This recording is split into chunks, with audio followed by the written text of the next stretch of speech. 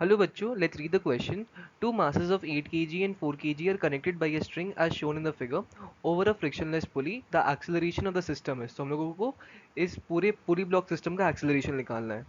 So let us see the key concept in this question. Key concept. Key concept is free body diagram. Free body diagram. हम लोगों को इस question में basically free body diagram बनाना है and equations लिखना है. Diagram. मैं एक एग्जांपल ले लेता हूँ. लेट्स से हम लोग के पास एक मास m ऐसा है एंड इस पे ऊपर टेंशन लग रहा है टी, एक स्ट्रिंग से बंधा हुआ है, नीचे लगेगा एम जी, और नेट एक्सेलरेशन पूरे सिस्टम का मास एम का ऊपर है ए के ए जैसा. Okay, so from here what I can right the equation कैसे लिख सकते हैं, जहाँ पे एक्सेलरेशन हो वो वहाँ पे बड़ा वाला फोर्स होएगा. इसका मतलब हम लोग लिखेंगे टी माइनस एम जी, ये हो गया net force. This is equal to mass times the acceleration, that is Newton second law.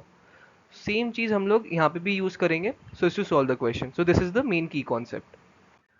अब हम लोग देख सकते हैं जो हम लोग का पूरी ब्लॉक सिस्टम है कुछ ऐसा है. सो एम टू जी है, यहाँ पे नीचे लगेगा m two g, m two mass पे, this will be m two times जी.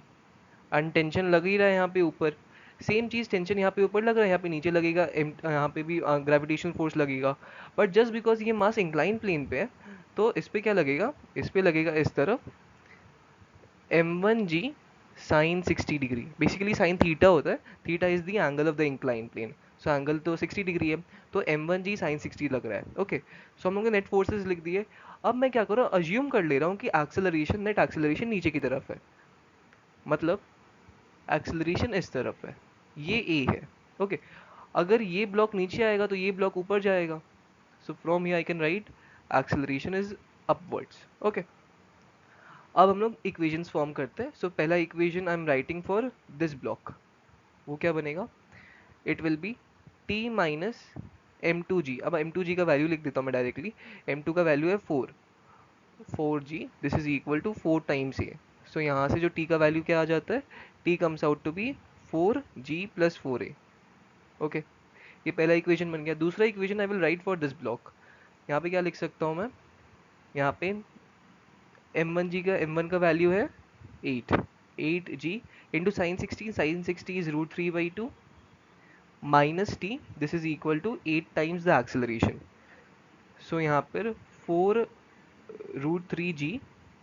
अब टेंशन का वैल्यू क्या है, टेंशन का वैल्यू ये है, हम लोग यही यहाँ पे सब्सटीट्यूट कर देंगे, -4 g -4 a, this is equal to 8 a.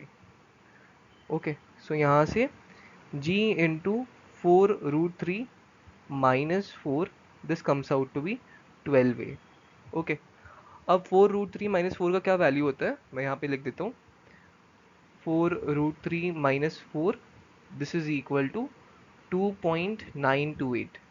Okay, and हम लोग g को ले रहे हैं, g we are taking as 10. So from here a comes out to be 10 into 2.928 divided by 12. And अगर हम लोग इसको सॉल्व करें तो a comes out to be 2.44 metre per second square. So this is the acceleration of the entire system.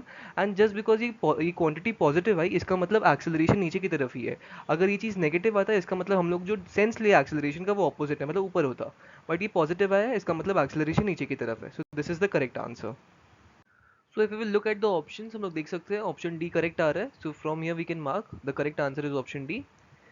And this is the net acceleration of the entire system. And now acceleration इस तरफ होएगा. So I hope आप लोगों को solution समझ आया होगा. Thank you.